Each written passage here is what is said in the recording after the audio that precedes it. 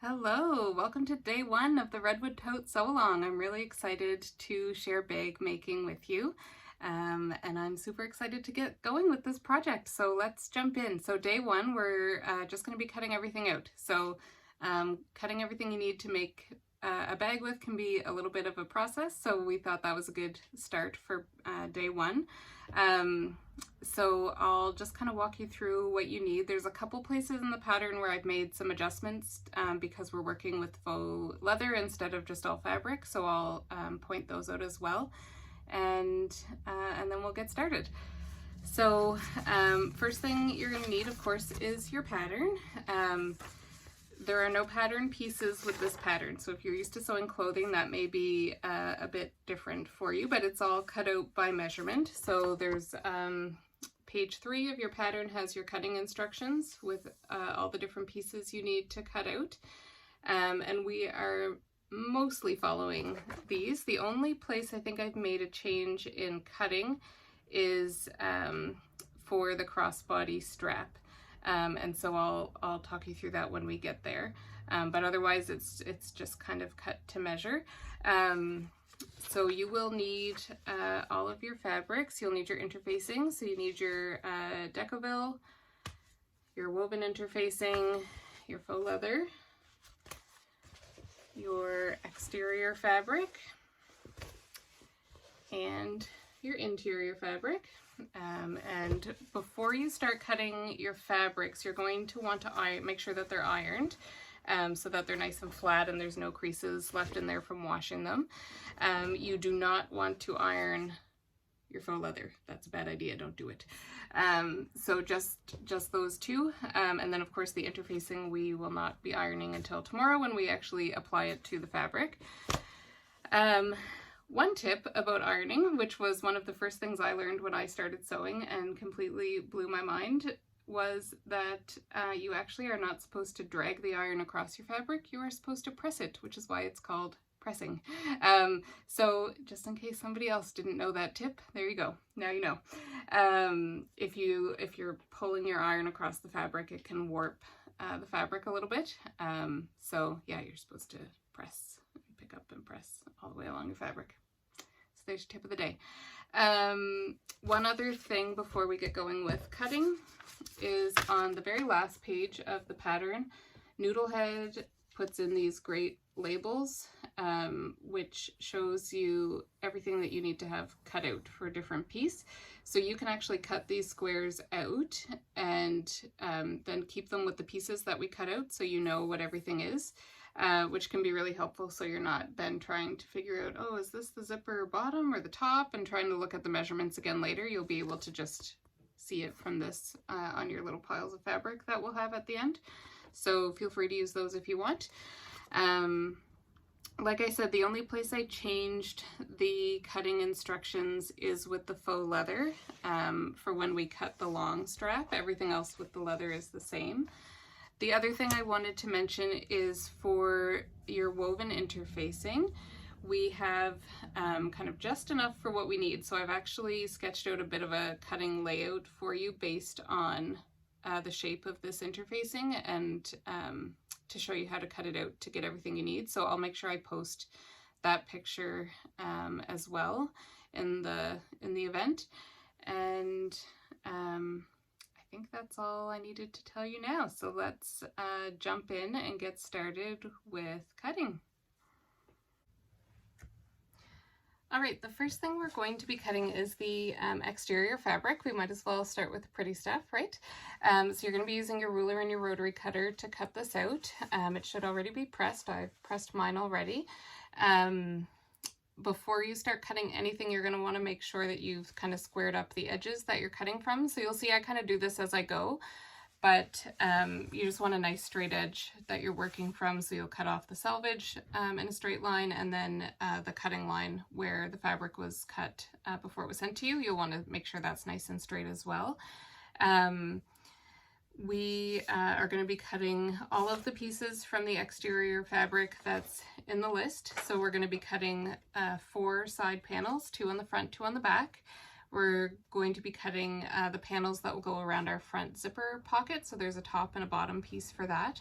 Then in the back, there's a tall center panel and then another pocket piece in front of that.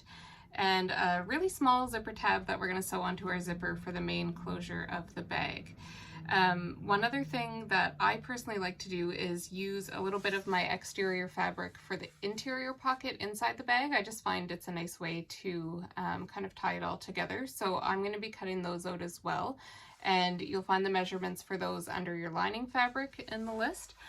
Just make sure that you kind of cross them off so when we get to the lining, you know you don't need to cut them out again. If your fabric is directional, make sure that you're paying attention to the height and the width, which is all listed in the cut chart. Mine, I don't think is directional. Maybe it is. If it is, I have no idea, but it doesn't look directional to me, so it's not as big a deal for this. But if you were using, say, mountains, for example, you don't want your mountains going this way. You want them running up and down. So just make sure that you're checking for that and cutting the width and the height properly. I think that's all I needed to tell you about the exterior. So let's get started cutting that, and then we'll go from there.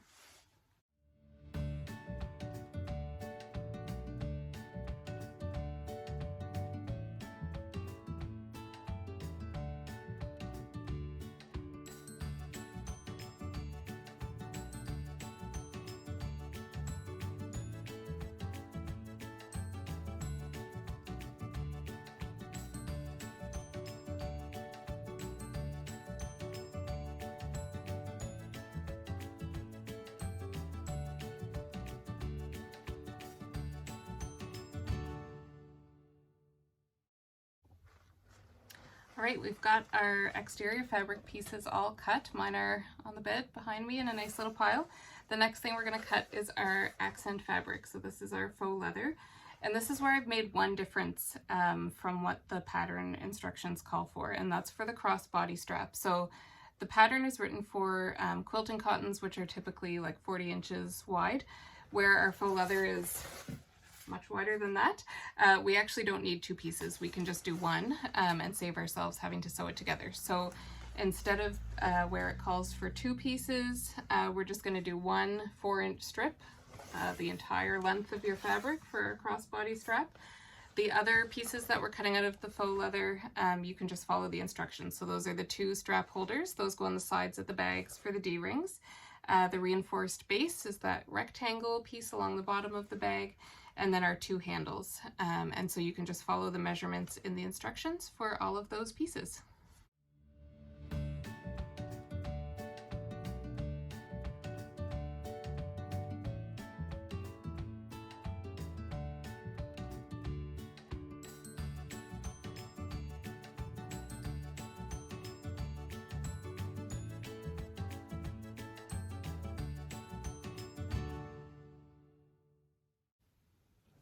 All right, we've got our exterior fabric and our faux leather cut. So now we're going to move to our lining fabric. Again, if your fabric for your lining is directional, make sure that you're paying attention on your cut chart to the width versus the height so that you're cutting the right way. From this, we're going to be cutting out our main lining panel, so the two big rectangles, the overall shape of the bag. And then we're going to be cutting our pocket linings for our zipper pocket on the front and our slip pocket on the back. As well, if you haven't cut your interior pocket pieces yet, if you want them to match your lining fabric, make sure that you cut those too as well. I cut mine out of my exterior fabric, so you won't see me cutting those in the video, but you will need them. So make sure that if you haven't cut them yet, you're cutting them now. After this, we're going to be moving on to our interfacing, and I have made quite a few changes there from what is listed in the pattern, so make sure you check in with me before you start cutting your interfacing. I will also do a post about my changes for everything, so you can always check there too. All right, let's cut out our lining.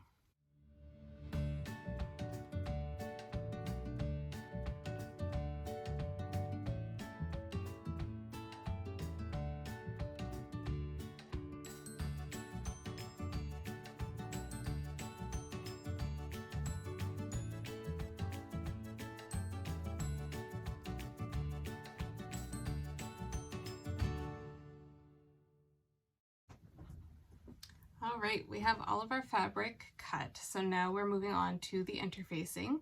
The interfacing is what will give your bag more durability, more stability. It will just kind of help it stand up a little bit better. So you don't want to skip this piece of bag making. So we have two different types of interfacing we're going to be using. The first is the Veratex 201 LS, which is a woven interfacing. That's probably the most common type of interfacing that I use with bags. It doesn't add a ton of structure. It's not going to make your bag stand up perfectly straight, but it just adds enough stability to it to give it some shape. So that's what we're going to be cutting most of our interfacing out of. We also have the Decoville to help reinforce the bottom of the bag. Decoville is used a lot for exactly that. Any pieces of a bag or a wallet that needs to be really stiff and firm, that's where you're going to see that thicker type of interfacing. But we'll start with the woven. So like I said, I've made some changes in the pattern because you don't need to interface faux leather for the most part. So we don't need to cut out anything for the straps or for the handles or for the strap holders. So I'm actually going to take a pen and just scratch that out on my instructions so that I know not to cut those because I don't need them. With the bag kits, we have given you sort of just enough of the interfacing. There's a little bit extra, but not a lot.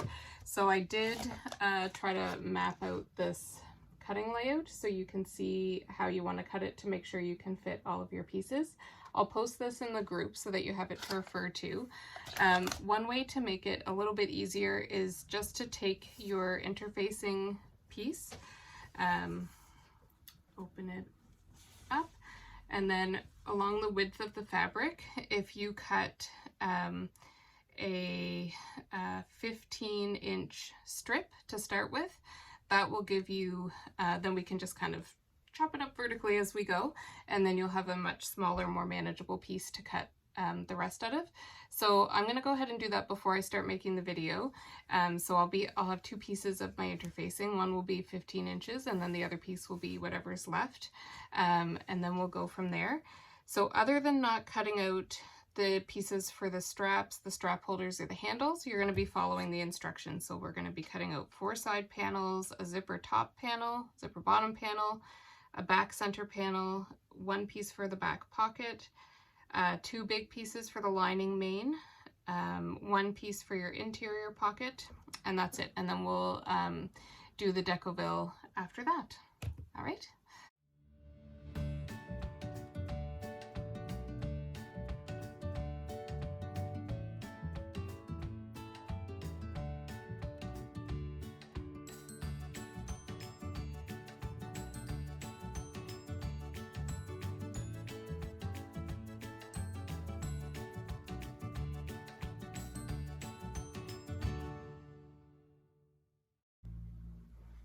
Okay, the last thing that we're going to be cutting out is our Decoville. So yours probably came like mine, rolled up in your bag kit. So you're going to want to take the tape off and unroll it. It'll probably stay pretty curled because this is a really thick interfacing, but it will flatten out, especially once we iron it on to the bottom of the bag. So don't worry about that. We're only going to be cutting 1 piece out of this, and that's for the reinforced bottom. So just follow the measurements, cut this out, and then we're done. We have everything cut out. So make sure you post a picture of your fabric and your interfacing all cut out, and I can't wait to see what everyone's picked for fabrics. All right, so here's my pieces all cut out. I've matched my interfacing up with the pieces, but I haven't put it on yet. We're gonna do that tomorrow. Yeah, so once you have everything cut, just keep it in a nice organized pile so that you know where everything is. Tomorrow we're going to be putting the interfacing on the fabric, and we're also going to be sewing our exterior panels. So you'll start to see your bag take shape tomorrow. Can't wait to see you then.